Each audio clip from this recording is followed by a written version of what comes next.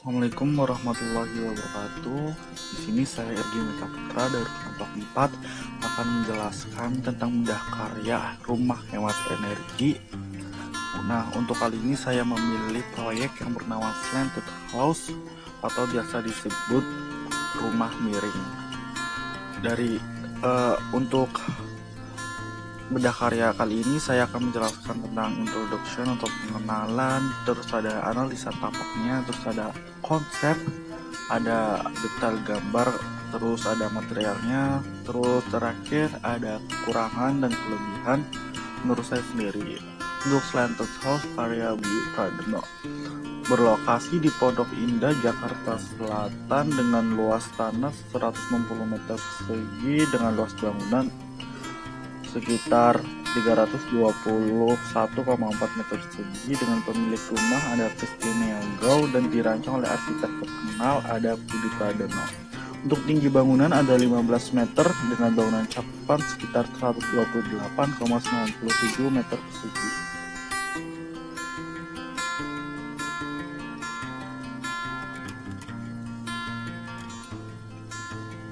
Untuk data tapak berada di perumahan Pondok Indah, Kebayoran Lama, Jakarta Selatan. Kompleks tersebut termasuk perumahan padat penduduk.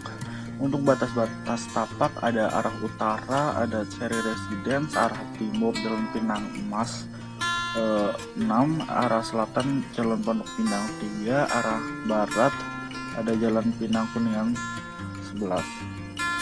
Jalur sirkulasi depan jalan raya untuk kendaraan roda 2 maupun roda 4. Di belakang ada jalan raya, terus samping kanan kiri ada rumah warga.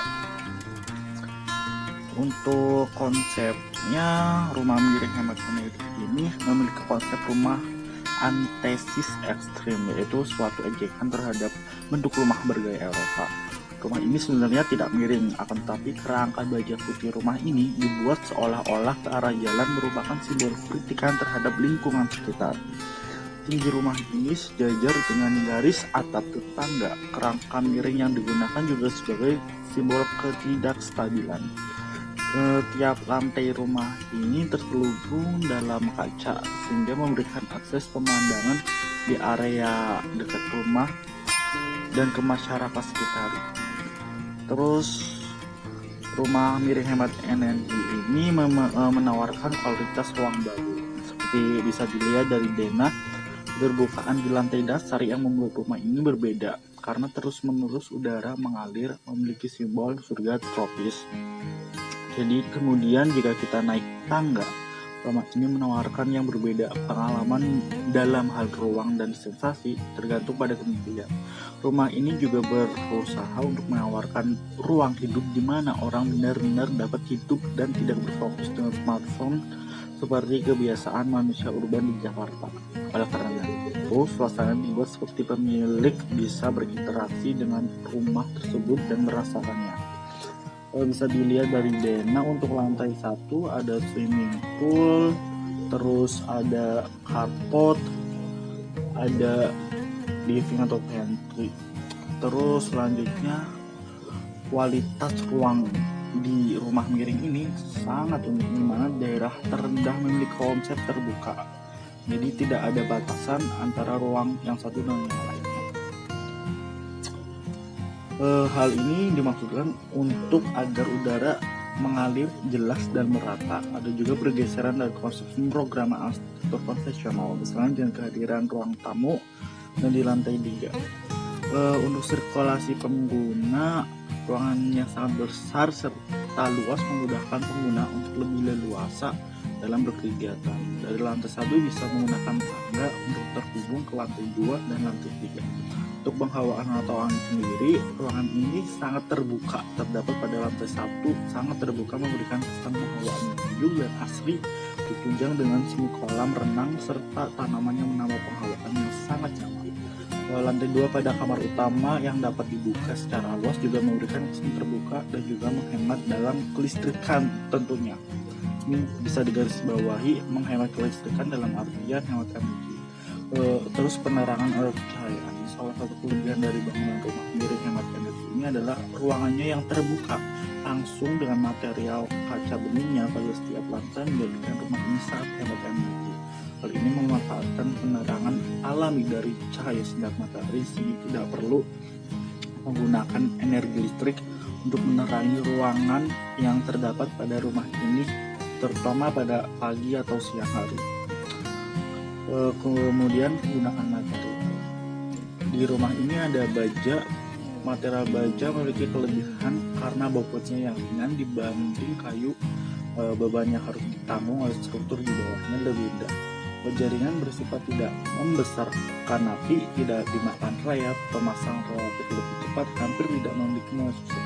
Namun perlu diperhatikan karena strukturnya yang seperti jaring ini, apabila ada salah satu bagian struktur yang salah hitung, maka akan menyeret bagian lainnya.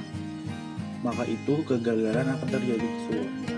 Kemudian ada beton, memiliki kelebihan yaitu beton segar dapat dengan mudah diangkat maupun dalam bentuk apapun dan ukuran menggunakan bahan dasar dari lokal, termasuk kekuatan tinggi, mempunyai sifat tahan terhadap pengkaratan, tapi beton juga sulit untuk kedap air secara sempurna sehingga selalu dimasukin air. Hal ini perlu perawatan yang ekstra jika kita terdapat di negara yang tropis.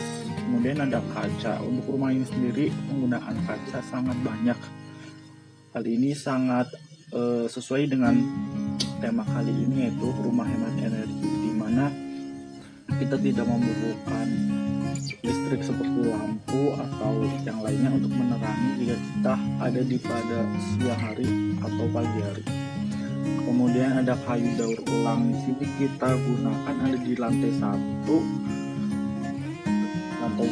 termasuk konsep bangunan green, karena banyak memanfaatkan kayu yang bisa digunakan bahan alami yang dapat diperbaharui. Kayu bekas ini juga digunakan sebagai tempat tanaman-tanaman hias di samping-samping kolam renang pada bangunan ini. Kemudian kekurangan dan kelebihan menurut saya. Kekurangannya sendiri, satu, penggunaan material kaca bening yang cukup banyak pada rumah ini menjadikan rumah ini sulit dalam perawatan. Dalam artian tuh membersihkan ruang ini butuh ekstra, bukan karena apa gimana, tetapi kaca pada keseluruhan bangunan ini dijadikan sebagai dinding utamanya. Jadi akan lebih lama atau susah jika kita membersihkan kacanya satu persatu. Terus dengan terbukaannya ruangannya secara bebas, termasuk kamar tidur, dengan material kacanya yang membuat sang pengguna kurang terhadap privacy. Walaupun bangunan rumah miring ini hanya difungsikan sebagai galeri biasa. Untuk kelebihan, satu, penggunaan material kaca bening yang cukup banyak pada rumah ini menjadikan rumah ini akan hemat energi dikarenakan memanfaatkan sinar matahari langsung pada siang hari. Kedua, banyaknya bukaan pada tiap ruangan, khususnya kamar master dan lantai satu, memberikan kesan sejuk dan asri sehingga tidak terlalu banyak menggunakan AC. Untuk kesimpulannya yaitu masyarakat modern dengan pemikiran jauh lebih maju kini menyadari betapa pentingnya peran manusia dalam menjaga kesehatan bumi. Salah satu poinnya yaitu menghemat energi, dimulai dari hal mendasar seperti membuat hunian yang mampu menghemat menggunakan energi dan menggunakan energi terbarukan. Itu saja yang dapat saya sampaikan. Apabila ada kekurangan dan kesalahan ketika saya menjelaskan, mohon dimaafkan. Kritik dan saran sangat saya harapkan dari kalian semua. Terima kasih. Wassalamualaikum warahmatullahi wabarakatuh.